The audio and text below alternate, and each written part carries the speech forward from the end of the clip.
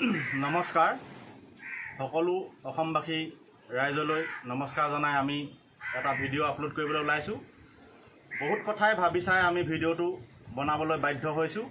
যোৱা 30 এপ্ৰিলত অতনু ভূঞাদেৱে যেনেদৰে কৈছিল যে 6 লাখ মানুহ বহিৰাজ্যত আছে আৰু লোকসকল ঘূৰি আহিলে আমাৰ পৰিস্থিতি ভয়ংকৰ হ'ব পাৰে।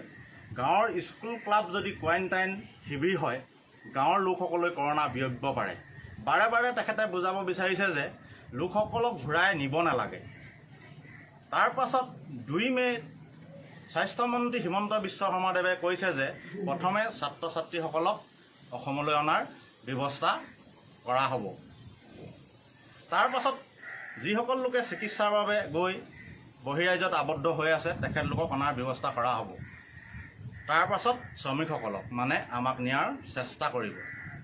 তেখেতে কৈছে পঞ্জীয়ন কৰা হ'ব, কেন্দ্ৰীয় চৰকাৰৰ পৰা ট্ৰেইন বিচৰা হ'ব, মানে এটা দীঘলীয়া প্ৰচেষ্টাৰ কথা তেখেতে অৱগত কৰিছে। কিন্তু চৰকাৰে ৰাজস্থানৰ পৰা যিসকল ছাত্ৰ ছাত্ৰীক তৎকালে নিয়াৰ ব্যৱস্থা কৰিলে তাত মোৰ বোধহয় আমাৰ অসমীয়া মানুহৰ হাৰ কম, বহুত কম অসমীয়া ছাত্ৰ ছাত্ৰীয়ে তাত আছিল। আমি সেইসকলক আমাৰ বিৰোধিতা কৰা নাই। আমাৰ প্ৰতি যি ভাৱ প্ৰকাশ কৰিছে তাৰ বিৰোধিতা কৰিছোঁ। আমি লকডাউন নমনাকৈ থকা নাই। আমি সমস্ত ভাৰতবৰ্ষত যেনেকৈ লকডাউন মানিছে, বিশ্বই মানিছে, আমিও সেই লকডাউন মানি চলি আছোঁ। আমাৰ বৰ্তমান কোনো ৰাজ্যতে শ্ৰমিকৰ কৰোণা পজিটিভ পোৱা নাই।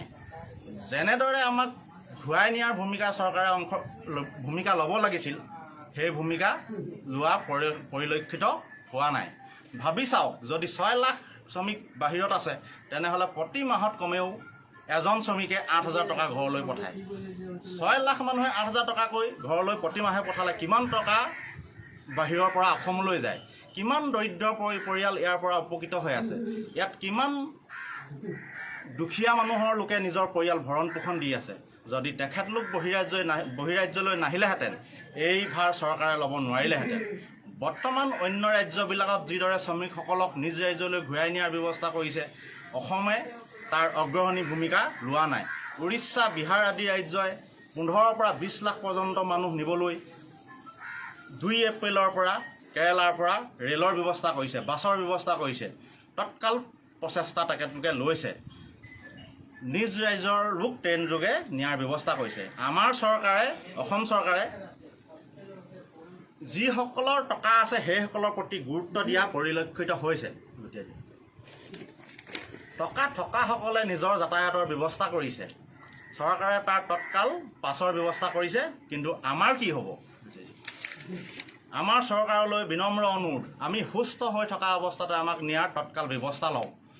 হোটেলত কোৱাৰেণ্টাইন কৰি থাকিবলৈ আমাৰ হাতত পইচা নাই। বৰ্তমান আমাৰ যি অৱস্থা সেয়া আমি বুজাই নক'লেও হ'ব। আমি কি অৱস্থাত ইয়াত আছোঁ?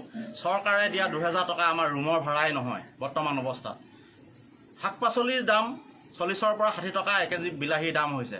সময় থাকোঁতেই আমাক ঘূৰাই নিয়ক। আমাক জিলা ভিত্তিত কোৱাৰেণ্টাইনৰ ব্যৱস্থা কৰক।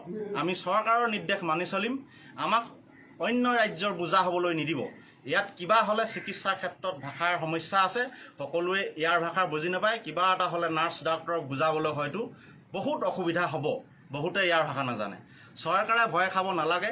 সকলো মানুহ ইয়াৰ পৰা ঘূৰি নাযায়। বহিৰাজ্যৰ পৰা 30% মানুহ হয়তো থাকি যাব। যিসকল যাব বিচাৰিছে সোনকালে নিয়াৰ ব্যৱস্থা কৰক। কথাবিলাক কওঁতে যদি ভুল হৈছে ক্ষমা কৰিব। সমূহ অসমবাসীকো এই কথা মই ভাবি চাবলৈ অনুৰোধ জনাইছোঁ। দল সংগঠনকো অনুৰোধ জনাইছোঁ। এই সময়ত পৰিয়ালৰ পৰা আঁতৰি থকাজনেহে উপলব্ধি কৰিছে তেখেতৰ মনত কি ভাৱ হৈছে।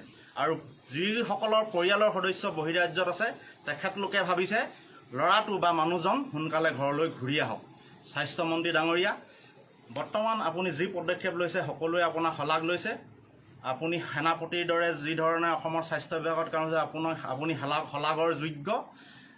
আপোনাৰ পদক্ষেপক আমি আদৰণি জনাইছোঁ। আপুনি ইচ্ছা কৰিলে আমি সোনকালেই নিজ ৰাজ্য পামগৈ। যিসকলে ভিডিঅ'টো পাইছে শ্বেয়াৰ কৰক, আপলোড কৰক। অসমৰ নিউজ চেনেলত পাৰিলে প্ৰচাৰ কৰক যদি উপযুক্ত বুলি ভাবিছে।